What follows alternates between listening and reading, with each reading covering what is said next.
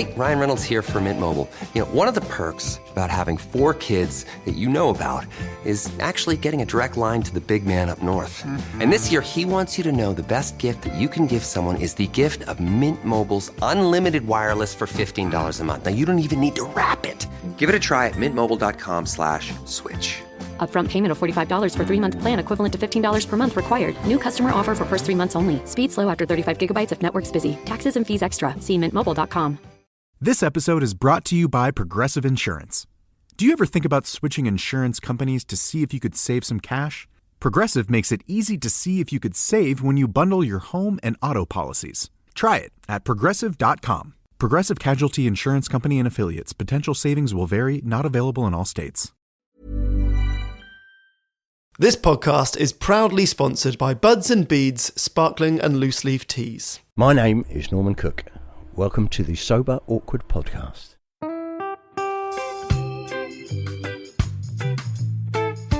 Have you ever woken up on a Sunday morning and said, I'm never drinking again, and then found yourself waving $50 at a barman by happy hour? Are you wondering why everyone else can stop at 1 while you head to a dodgy after-party with a weird bloke called Disco Dave? If so, it might be time to take a deeper look at your relationship with your reliable social crutch, alcohol. On each episode, we'll investigate our own dysfunctional dealings with booze and find out if it's possible to stop this deeply ingrained habit before things get too messy. Yep, we're going to open up a shame shed of humiliating drinking stories to help you understand why waking up from a booze coma each weekend with a kebab sticking out of your top pocket might actually be negatively impacting your health. Hamish and I are here to delve into what it's like being sober, an unwanted warts and all look into why giving up those cheeky pints or putting down those mummy wines will make you feel happier, help your anxiety and mental health, and turn you into the most sparkly, authentic version of you. Won't that mean I become boring though, Vic? Well, Hamish, we'll just have to wait and see. I'm Victoria Vanstone. I'm Hamish Adams-Cairns. And this is Sober Awkward.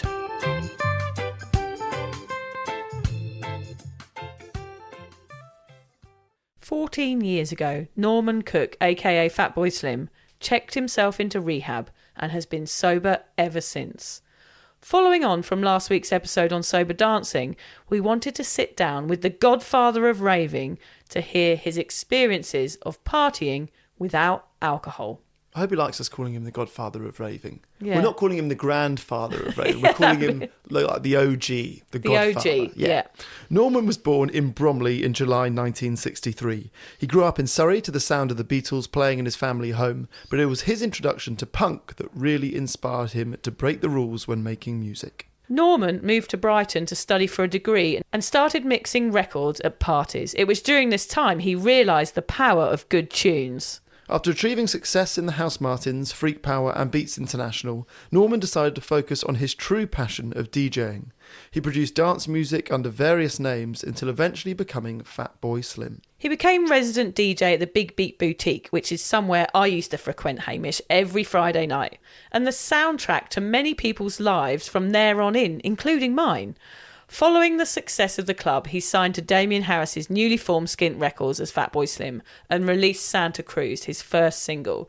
He subsequently became Big Beat's best known and most successful artist, turning Norman into an international superstar DJ. The single Praise You topped the UK chart in 1999, while his second album, You've Come a Long Way Baby, knocked Robbie Williams off the top spot.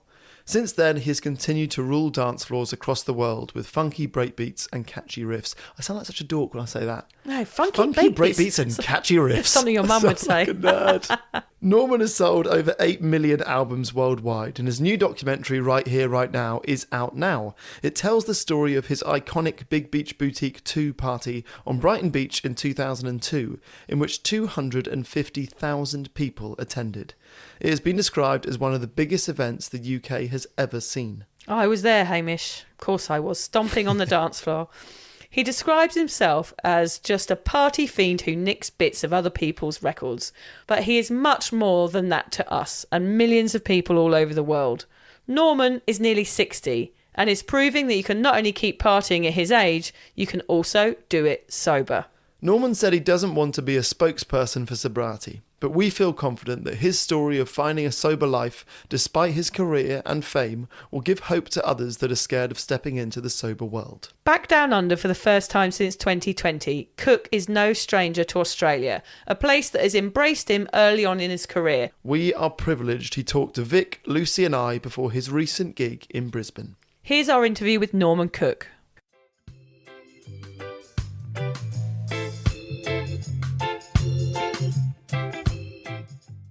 For me, the awkward bit was only the first few months. Yeah. Just kind of readjusting. It's just kind of, learning a different... Well, there's tons of things you have to learn to do differently. But, I mean, obviously for me, it was really strange because my job is to entertain drunk people.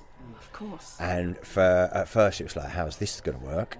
And everyone around me was like, how's it going to work, you being surrounded by drunk people all the time? And I didn't know, but it was kind of something I had to do. And I had to face up to the fact that if that meant that I couldn't DJ anymore or couldn't do my job anymore, then so be it. You know, I was done. Really a make or break for you. It was, yeah. I mean, the first gig I did sober was really like, all those things that you hear about, you know, wanting to shit yourself, your knees turning to jelly, being stiff. I was like, all these physical manifestations of abject fear and horror about what might happen. Yeah. And, because there was a lot riding on it, because I'd sort of made a decision that I was going to be sober, and it was like, well, now we find out whether you've also got to make a big career change as well. Whether you're going to have to go and work at Sainsbury's for the rest of your life. Yeah, that was on the cards. Yeah.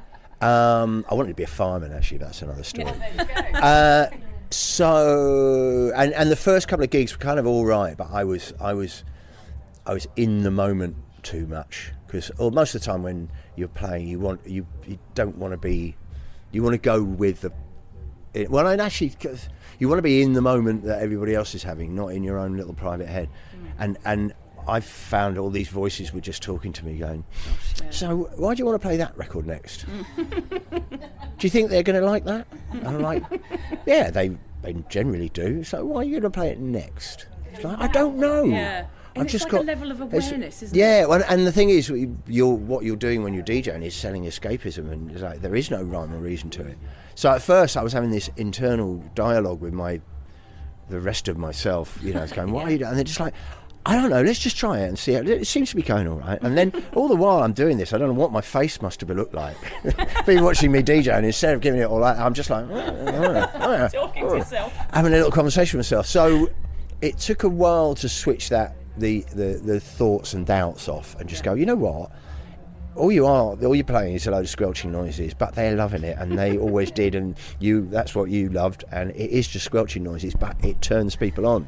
Yeah. And after about the fourth or the fifth gig, I played this festival in Japan, and Japanese people are just the most beautiful of audiences, and they were just having so much fun. I was like, that's what it is. I'm just facilitating them to have the night of their life. It doesn't involve me being the life and soul of the party, i.e. as drunk as they are.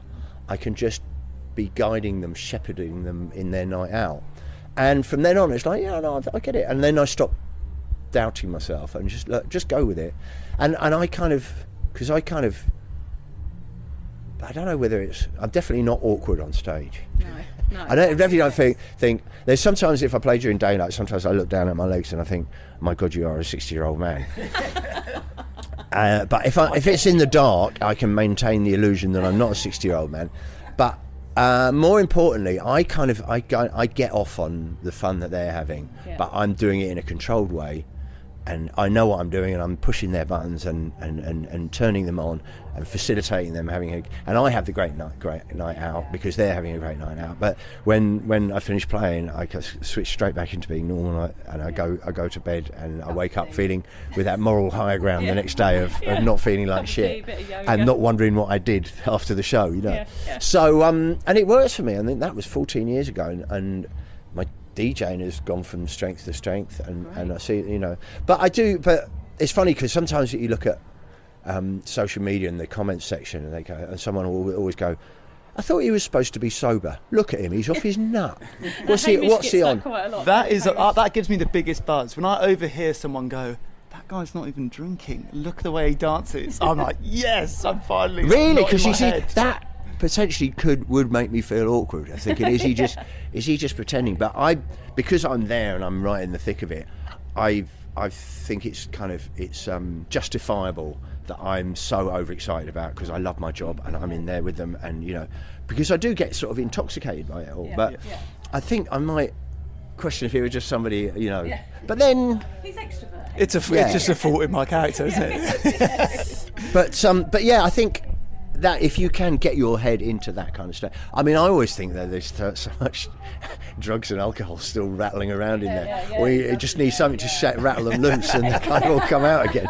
We all felt that when we came. We were just walking down through the park and hearing the music. I was like, oh God, I think I'm gurning a bit. Like my jaw started aching. I was like, is that a thing called euphoric recall, or is that just there's still a load of I shit think there's a still little bit in there. you're bumping around in Something there? in there.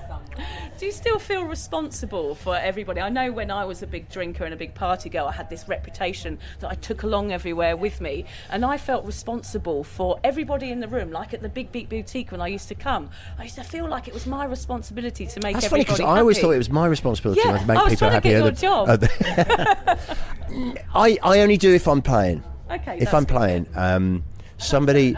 A very wise friend of mine who's a journalist once described me as a shepherd of moments, and I thought that was very beautiful. poetic, but B, very apt, because my job is to marshal people into having the best night of their lives, and escaping and being free and unfettered to lose themselves, but only when it's work. I think if I just go to a party, I can be quite. Not awkward, but I definitely don't want to be the life and soul of the party, especially if there's drunk people who are being the life and soul of the party. Nothing I'm quite good. happy to,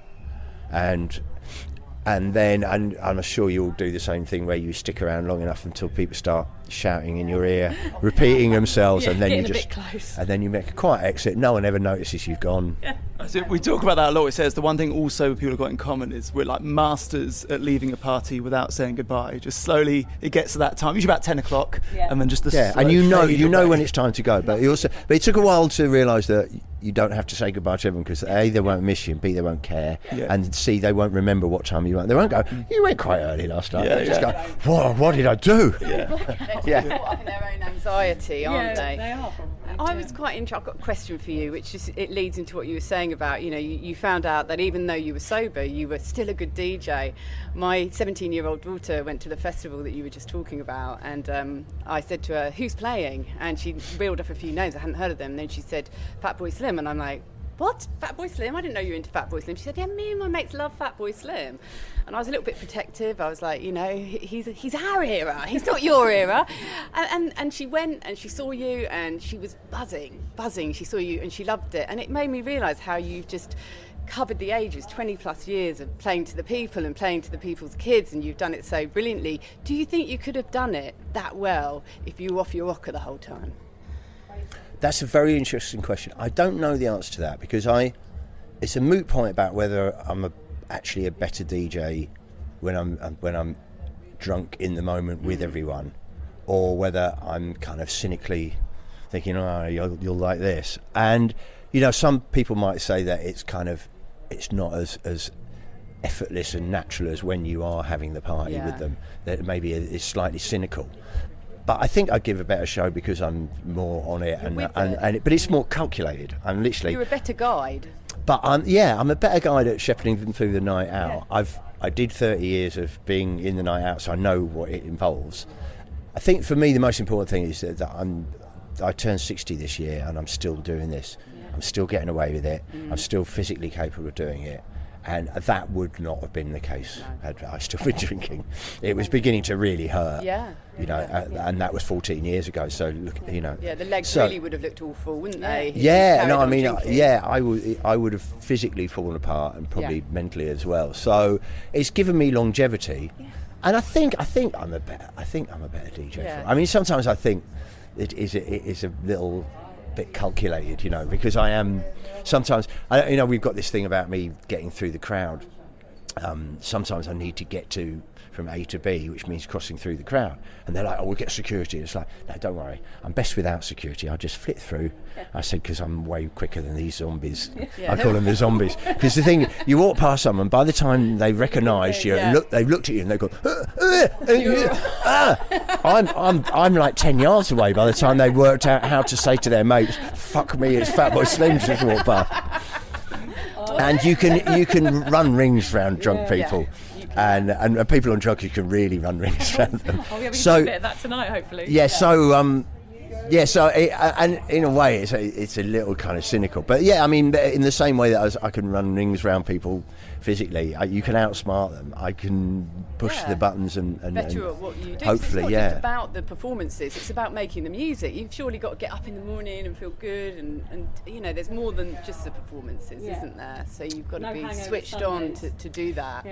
Yeah, and also just the physical thing, because it's quite the travelling and the late nights and everything, they take its toll on we're struggling. We're usually in bed It's quite funny now at my age when some of my friends, like, I'm playing in the city they live, and they're like, "Do you want to come to the show?" I'm like, yeah, come along. They're like, "Yeah, we'd love to." "Yeah, what time are you on?" I'm like, 2. 2 a.m. I'm like, "Yeah." They go, "Oh, we can't stay out. We've been in bed by 2 and you haven't even got on yet." So I mean, it's an interesting lifestyle, and it can be quite hard work, and physically and mentally it's quite demanding, and I definitely wouldn't be able to do that if I was still drinking.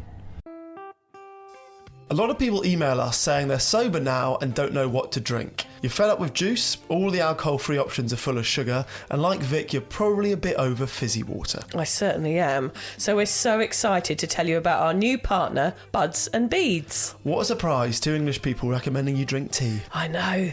These are not any old teas though, Hamish. No, these are an Australian first. Low sugar, bursting with nutrients, plus they are sparkling. Yes, I am so excited about this. Buds and Beads sparkling teas offer something a little sexy for celebrating life without the hangover. We are sex icons. We are sex icons. And the good news is that we have an incredible discount for you, which is great because we know how tight Hamish is. Oh, that's not very kind.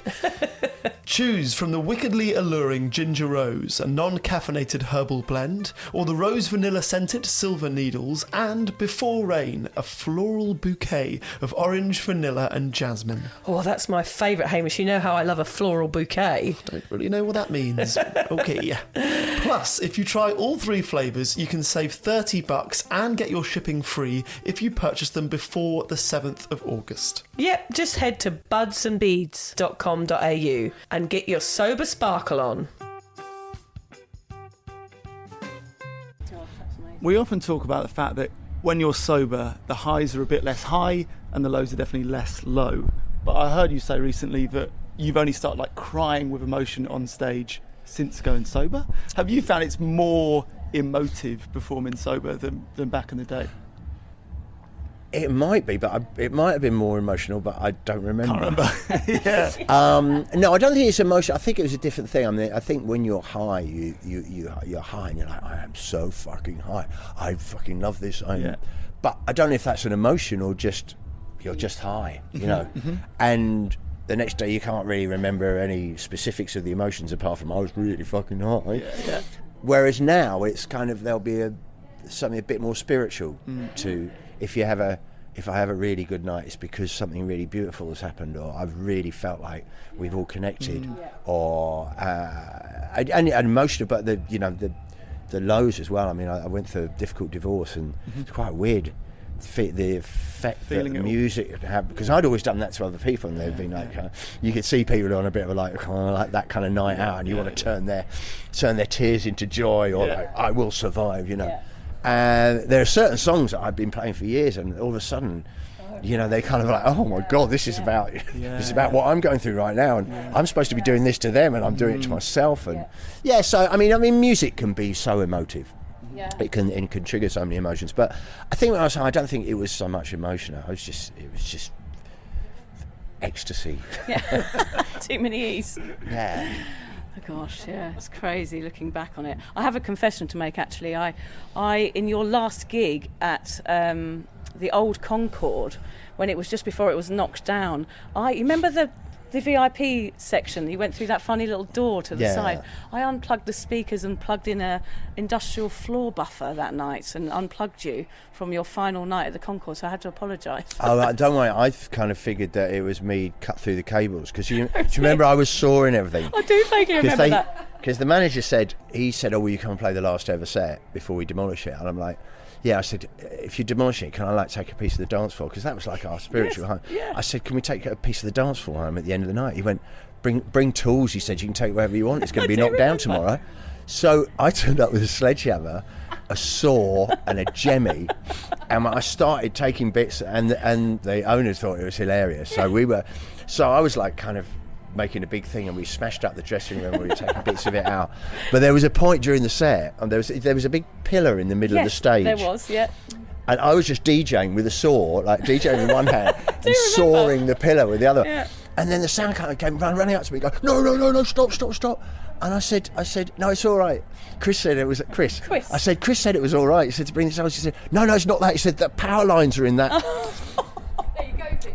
So I was actually helping you out. If anything had gone wrong, I would have assumed it was me and my mates who were smashing the whole place up. I got in big trouble. I did get in big trouble by the bouncers. Did you get a piece of the club at the end of the night? No, I stole the industrial floor buffer, and I pulled it out of the front door, and I went up Brighton Seafront dragging this thing, and the bouncers, I don't remember the bouncers that all had plucked eyebrows, they're all running after me, going, Vicky, come back, you can't have that. Those and were the caught me and days. dragged me back. Those I got in were big the trouble. days. Yeah. Did you? Go on. You didn't go to the power station afterwards, did you? Oh, I can't remember. We all went back to mine. I just moved down to Port Slade. Yes. And someone said, the power station's been blown up at dawn. So we all walked down. You can imagine the state we were in. We all walked down and watched them blow up the thing. The power station. Oh, I do have some really fond memories of that time. One of the questions that I wanted to ask was, in sobriety, we often say the saying, like, does it change you? Like, do you feel inside that you are a different person, or do you feel like the same person still? Do you still feel like Norman, or do you feel like Fatboy Slim every day? I know the difference between Fatboy Slim and Norman now. Yeah. Because Fatboy Slim is this sort of the show-offy side of me that I just get out for work. But back in the day, I would take Fatboy Slim home with me because I'd still be, drinking, and then Fatboy Slim would attempt to be a dad the next day. Not always the best thing to do. And whereas now I can be as irresponsible as I like on stage because I know I don't take any of it home. And so I think Norman's just there all the time. And Norman was always quite a nice bloke, and he cared about others, and he was fairly responsible. But it was taking Fatboy would come home with the drink and would sort of say he's welcome. Oh yeah, absolutely. I mean, nowadays I put him back in his box the minute I come off stage. It's like, take the shirt off, put the shoes back on, and I'm Norman again. But in those days it would go on for days, and so yeah, I think I think I'm a more obviously a more complete and responsible and nicer person, without being. I'm probably not as funny as I used to be. I don't know. I mean, the worst thing about me was I was a really good drunk. Yeah. Really good. I never woke up in the wrong bed. I always managed to get myself home. I never broke anything or lost anything, and I was very, very funny. Yeah. And that's why I got away with it for so long. When it was beginning, when the cracks were beginning to show with me, nobody around me was going, "Oh, you've got to sort yourself out because you're a fucking nightmare." Yeah. Everyone just thought I was really funny. I mean, they knew not to let me drive anywhere. Yeah. It's like, yeah. What were the cracks then for you? Health. I just felt sick and tired all the time. Just obvious shakes. I used to get the DTs so bad in the mornings, and then if I had to do something that involved driving, I couldn't have a drink, and so the day went on, I'd be like that. So I knew that was wrong, and just my relationship with Zoe gave up just before me, and then she gave up like 3 weeks before me, and those 3 weeks it was very apparent that our relationship was untenable with her sober and me drunk, or her trying to get sober and me still drunk. And it was just. And when I went to rehab, it was everybody was you had writing out lists of the things you've lost and people you've lost, and I was really lucky because I hadn't yet lost my job, my driving license, my kids, my partner. But I think I was teetering on the edge. It was getting to that point, and but I think, mainly it was my health. Just I was 46. I was 46, and I'd been drinking hard for 30 Yeah. years. And in my business, you could do it. You know, you could. Someone would always drive you. It's always there. It's free. I said we were setting out on the way down here. I thought, what other job could be more challenging to go sober than a DJ? Maybe like a pub landlord or a sommelier. Pretty much the two I could think of. It's probably within in that top three. Parents a shit job to have. But then we thought, because we always think, how do we get our buzz? How do we still get a buzz without alcohol? And I heard your routine before going on stage is shoes off, Hawaiian shirt on, Red Bull, 3 Red Bulls, and then 3 Red Bulls, and then slap in the face by Al, the tour manager. Well, the slap in the face replaced my old little bump that used to get me fighting when I went on stage. Is he a great slapper? Al is a fabulous slapper. And how hard are we He's the talking? Are we best. talking like you come on with a red face?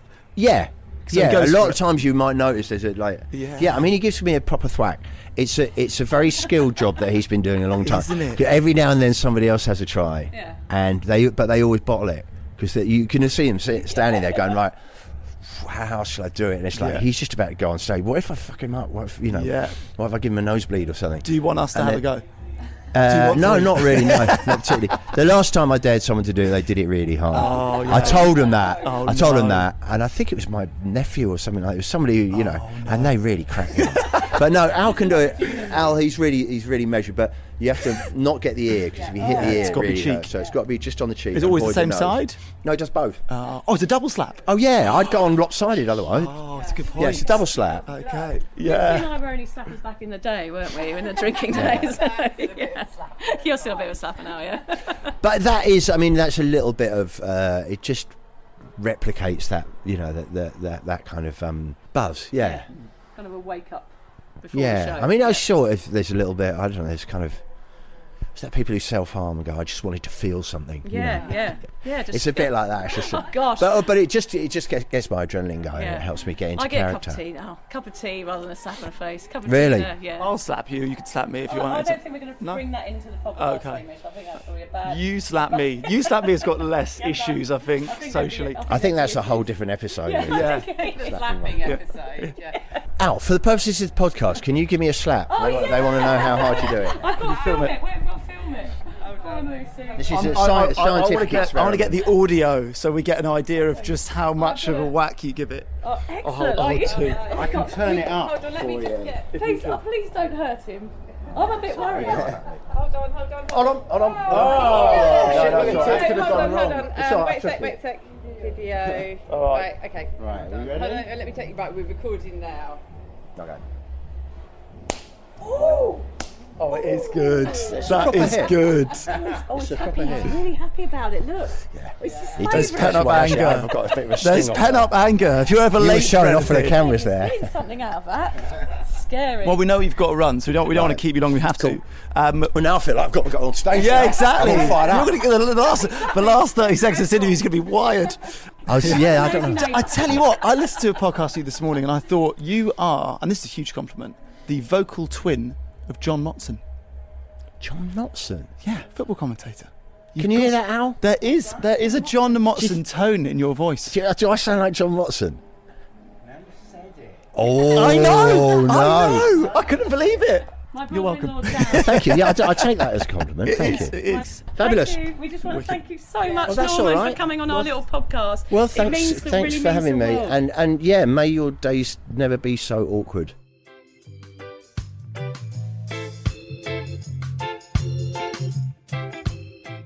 Wow. That was it. That was it. That was the highlight of our lives, that moment, wasn't it, Hamish? Liz told me that our life will forever be our life before interviewing Fatboy Slim and our life after interviewing Fatboy Slim. Not Kind but of when our children were born. irrelevant. Irrelevant now. Irrelevant bookmarks in our life. Yeah.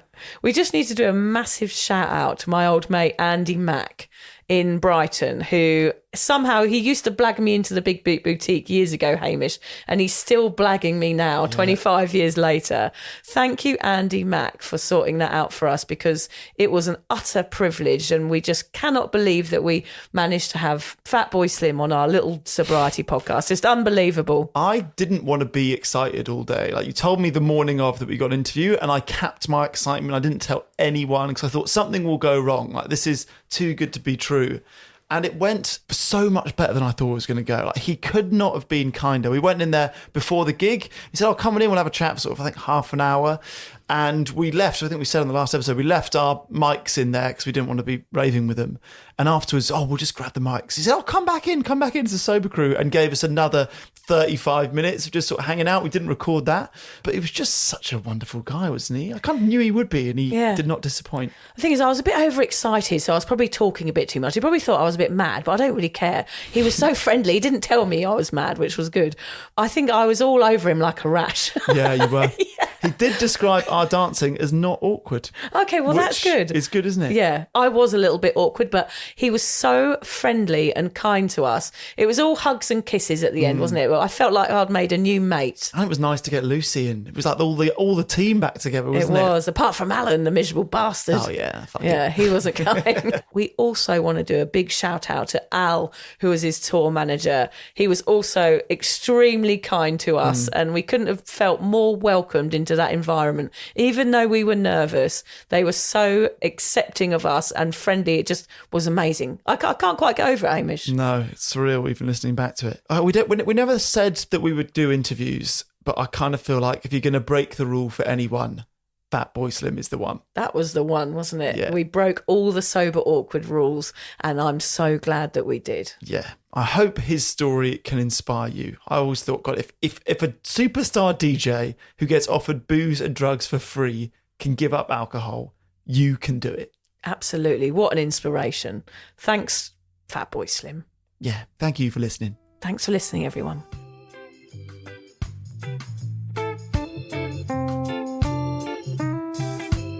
If you're questioning your relationship with booze, you're struggling to moderate, or your hangovers are causing anxiety, it might be time to reach out for some support. Yeah, just talk to a mate about how you're feeling, contact a local doctor, find an AA or sobriety group. Vic's got one. Yeah, just head to www.cuppa.community. Remember, if you're questioning yourself, it might be time to seek support. Even though this journey can be awkward, it is definitely worth it. And if you've enjoyed the Sober Awkward podcast, don't forget to review it, rate it, and share it with your mates. Do they have to share it with their mates? Yeah, of course they do. I'm not doing this for nothing, Hamish. Bloody hell. How do they share it? I don't know, just write it on the...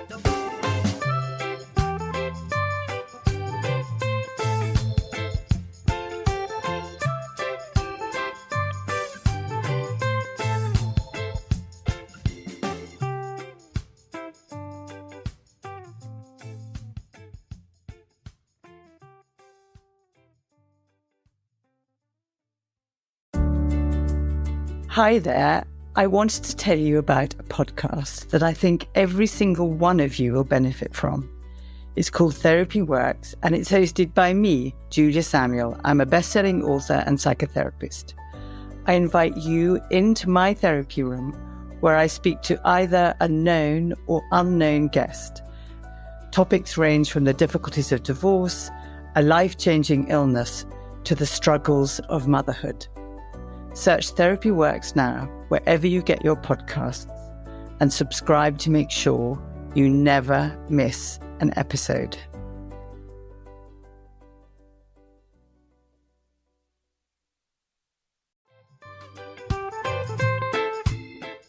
Vic, so do you fancy coming on a sober holiday? Don't worry, we're not talking about some corporate wellness retreat with cucumber water and enforced eye contact. No, this is a sober awkward retreat. 8 days of sun, sweat, laughter, and absolutely no hangovers.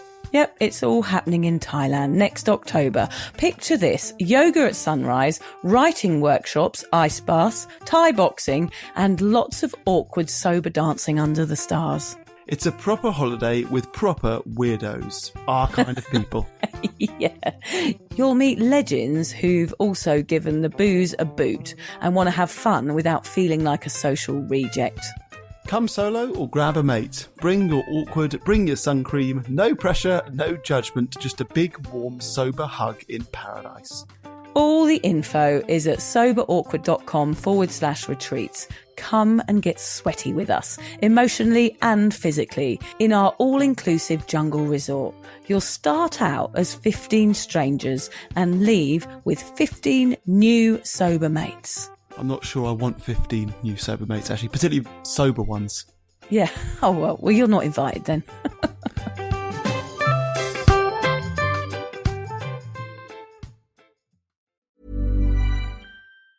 You know what's faster than your paycheck? Literally everything. It's time to get your pay up to speed. With Earnin, you can access your pay as you work instead of waiting days and weeks for a paycheck. Get up to $150 a day with a max of $750 between paydays. No interest, no credit checks, and no mandatory fees. Because, hey, it's your money. Download the Earnin app now to get it and join millions of people making any day payday. That's EARNIN. Earnin is not a bank. Access limits are based on your earnings and risk factors. Available in select states. Expedited transfers available for a fee. Terms and restrictions apply. Visit earnin.com for full details. You know you've reached peak couple energy when your undies match. MeUndies Match Me has you both covered, literally, in super soft ultra-modal undies, socks, PJs, and loungewear. Festive prints? Check. Cozy vibes? Double check. And right now, it's deal season. Get up to 50% off site-wide for Black Friday and Cyber Monday. Take your couple game to the next level with MeUndies Match Me. To get deals up to 50% off, go to MeUndies.com/ACAST. Enter promo code ACAST. That's MeUndies.com/ACAST. Code ACAST.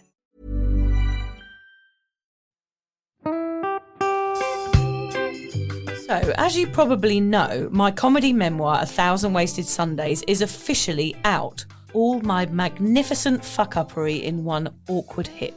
If you'd like to get your hands on a copy, it's now available from all good bookstores. We always say all good bookstores, don't we? Yeah. Are there bad bookstores? No, it's probably ones with moody sellers. Oh yeah, really depressed librarian folk. Yes, okay, yeah, good. yeah. So there are probably some, but we're only storing it in the good ones. It's only made it into the goodies. You can also get it from all good online retailers. The print version and ebook are out now, and the audiobook will be available in March. I've been writing my memoir for 5 years. It will make you laugh, cry and cringe, and hopefully inspire a few people to reconsider their relationship with booze. If you love the podcast, then I think you'll love the book, even if I do say so myself. Hamish has read it. What did you think? I feel like I know a little bit too much about you now, to be honest, Vic. Look, I really loved it. It was hilarious and surprisingly moving, but I feel like I've seen you naked in a literary sense. Yeah. Does that make sense? Yeah, that's worrying. Yeah. From an emotional point of view, seriously, it wobbled my teeny weeny wooden heart, Vic. Okay. My teeny little wooden heart. Well, his teeny little, his wooden heart is broken. Anyway, so if you do manage to get your filthy mitts on a copy, please do me a favour and head to goodreads.com and give me a review. Doing that will help me get it out there to those that need a bit of sober support. So there you have it. My story, unwanted warts and all. Come and get awkward with me. Not to be too demanding or anything, but seriously, go and buy it now. Yeah, go and buy it. Go and buy it right now. Yeah, don't just tell your friends, buy it, and then buy your friends one or two. Yeah, don't give them a copy, buy it. Yeah. And you know what? Don't be careful where you store it. If you lose it, you can always buy another 5. Yeah, buy another one. Yeah.